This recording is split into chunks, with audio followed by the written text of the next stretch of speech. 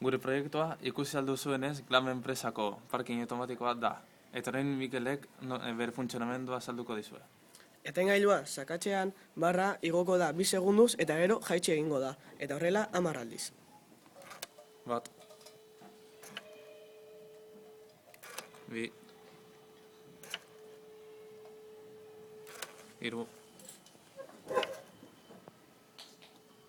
Lau. Bost. Sei.